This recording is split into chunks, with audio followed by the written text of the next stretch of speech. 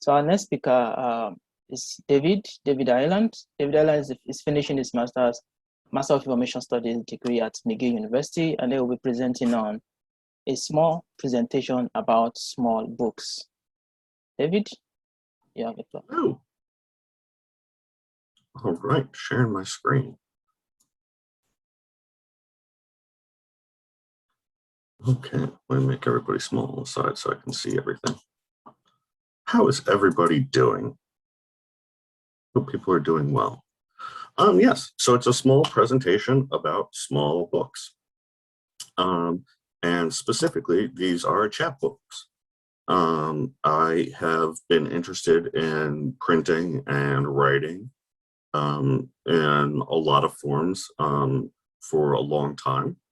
And I stumbled across a course that I'm taking this summer from King's College London on chapbooks, which are very small books, affordable forms of literature.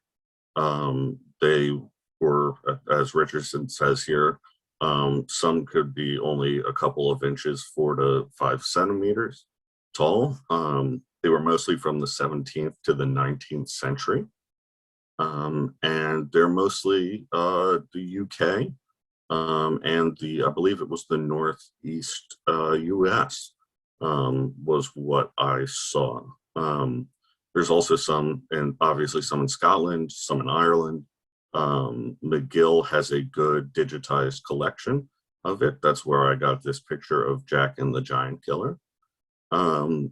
And part of why I'm interested in this is that this was the literary culture. This was very cheap reading. And we like to picture the big libraries where they're stored now as the nice places to work and go to see these nice leather-bound books. But those were special printers and binders that people had. This is what people carried on them and read to different audiences. So I'm interested in the intersection. Literacy was very on the rise during this time. I'm interested in who the intended audience was. There's a lot of evidence. McGill has a lot of children's books, but there is a lot of evidence that it is for anybody, and that they could just be read by any type of reader, generally from a lower class, not one of the higher classes, but there are some that charged more for coloration and wrapped out their package, wrapped up the books nicely. And that could cost more. I'm also interested in the importance of materiality with it. And it combines many aspects of book history that I like, bibliographic information, printing, all of this different stuff is combined in these tiny little books. And that was my short little presentation on these short little books. By the way, the picture of Jack and the Giant Killer here is from McGill's, and it is 10 by 7 centimeters. So this version is a little bit bigger than the one listed. I would like to say a special thank you to Ms. Anne-Marie Holland and Dr. Richard Veer, with whom I have discussed chapbooks and the areas of study that I'm looking at. And then these were some of the places that I looked. So thank you all very much. It was a very short presentation about very short books. And if people have questions, I am happy to answer, obviously, and I'll stop sharing. Okay, thank you, David, for that presentation. That is interesting. So we have Francois. Can you ask a question, please?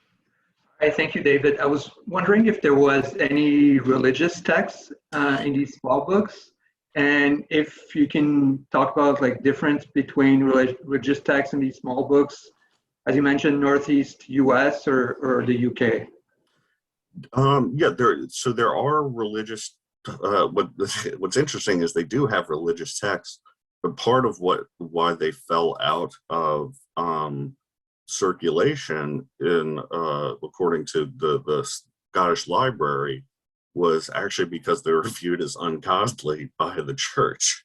So they did have some religious texts in there, and I think it may have been one of those associations of ungodly mixed with anybody who wasn't of a higher standing. But yeah, there are a lot of religious ones. There's a lot on morality. They have folk tales, they have ghost tales, they have like crimes. And I was trying to fit something with 13, as this is the 13th symposium. And there are 12 books, 12 of them about birds in McGill's collection. But yes, I don't know the spread of the religiosity.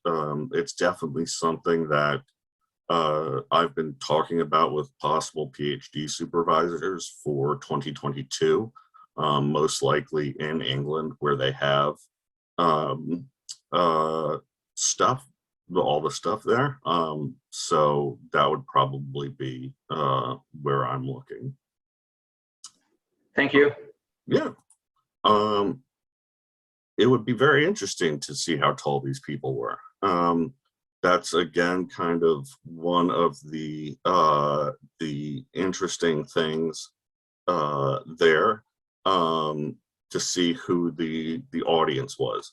Was it children? Was it adults? There is a lot that say that it was both, or that they were reading in public. And then there's something from... There's a question from Michelle. So are there also serial yes. chapbooks? Yeah. And so Michelle, are there serial chapbooks in terms of like stories continuing or different forms of the stories? Like stories like a serial, like, you've got episode 1 and then you've got episode 2. So yeah, so like that.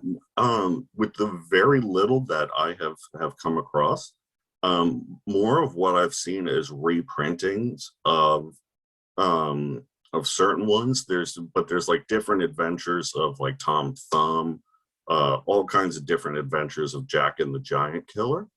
Or Jack the Giant Killer. I don't know if it was, if they were meant to be read serially. As you know, some people like, I know Dickens and people like that would publish in serial form.